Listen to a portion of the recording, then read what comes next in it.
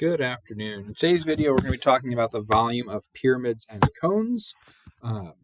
Yesterday, or in the last video, we talked about the volume of cylinders and prisms. And so this is just going to need a slight change because a cone is going to have, for the same base and height, it tapers up. And so it's not going to have the same volume formula as the other shapes. And so in class, we asked you the question, how do you think the volumes compare between these two shapes? If they have the exact same radius on the base, if they're exactly the same overall height, would this cone be half as much, a quarter as much, a third as much? And when we did it, we found out that it was always a third as much. And so the volume formula we wrote down for a pyramid or cone was going to be either one of two things. I tend to use this formula, which is volume equals 1/3 times the base or times the height. But we can also do volume equals the area of the base times the height divided by 3. The big thing to remember here is that big B is not a single number. Big B is the area of the base. You either have to find that area of the base as a separate step, or you have to plug in the area formula for that particular shape. And then H is the overall height. Or another way to say that might be the distance from the base to the vertex, perpendicular to the base. So let's go ahead and do a couple of these. I think I just have 3 examples. It'll go pretty quick. First one we got is just a square pyramid. So when I look at these, I always start off by writing down my volume formula, which is 1/3 times the area of the base times the height. And then I identify the base. So in this case, the base is on the bottom. It is a square. And so I know that the area formula for a square is just like any other rectangle or a parallelogram, that it's just the base times the height of that square. Then I'm going to multiply by the overall height.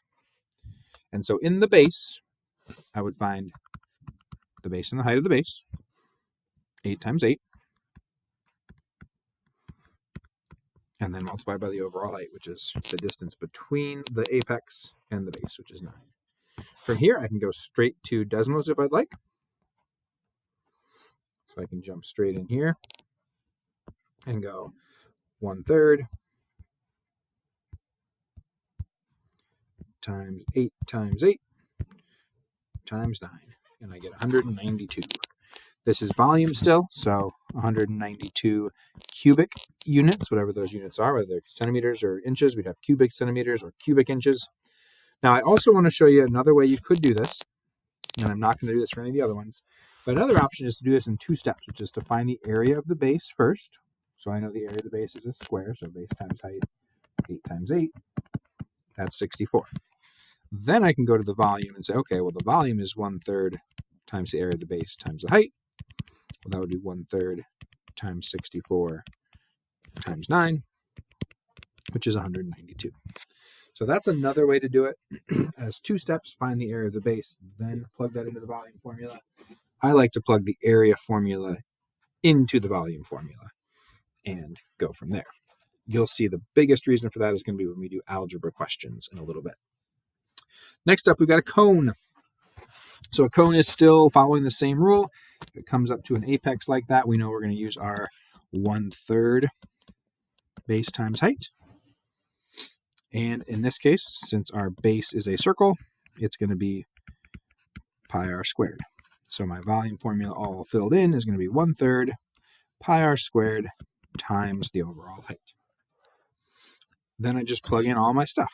So I've got 1/3 times pi times 6 squared times 7, and I can go straight from there into my calculator. So let's go ahead and do that real quick. If I'm typing this in, 1/3 times pi times 6 squared. I like parentheses around this. It doesn't actually need it in Desmos. Times 7. So 1/3 times the area of the base times the height gives me 263.9 units cubed. Now the other option here is we do this in terms of pi. So because all of this stuff is just being multiplied together, I'm allowed to rearrange it. I'm allowed to use the commutative property. So I'm going to put everything that is not a pi at the front, move the pi to the end, and then I'll just simplify all that stuff that's not the pi. And so I'd have 1/3 times 6 squared times 7, which is 84. And then the pi is just hanging out there. And if you wanted to, we could even see here if I did 84 pi, that's equal to the exact same thing we had originally. So either answer is correct, just whether we want it in terms of pi or to the nearest tenth. Okay, final one here is a trapezoidal pyramid. It comes up to a point, it's a pyramid, so I'm going to use my 1/3 area of the base times the height. Feel free to pause if you want to try this one. And in my base, I'm going to put in the area formula for a trapezoid, which is 1/2 base 1 plus base 2 times the height of the trapezoid. Then I've still got my 1/3 and my times the height of the whole thing. This is just taking the place of the base area of the base part of the equation. Everything else, the 1/3 comes down, the h comes down. I'm just replacing big B with whatever area formula I have in my base. Then I can go ahead and fill this in. In here, all of this stuff here is just talking about this trapezoid. So that 15 does not apply to any of the stuff in here. So my 1/2 base 1 is 8 and base 2 is 5. So 4 times 5, and then the whole thing times 15. 4. Then I can go ahead and type that whole thing right into my scientific calculator.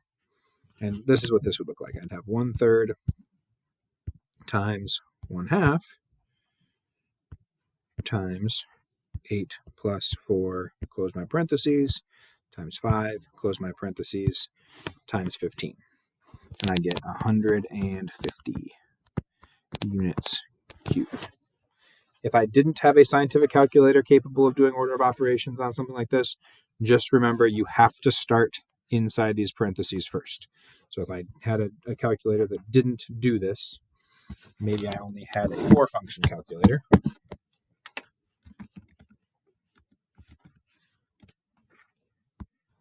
Let's say I only had a 4-function calculator now. I would have to do it as separate steps. So I could do 8 plus 4. I can take that number times 5. I can take that number times 1/2. I'm not sure I can do fractions on here. Must not be able to. So times 1/2 is the same as divided by 2. And then I could take that number times 15. And then I could take that number divided by 3. And I'd still get the same answer. I just have to do those steps separately because my 4-function calculator can't do all of that together. But either way, we'll get you there.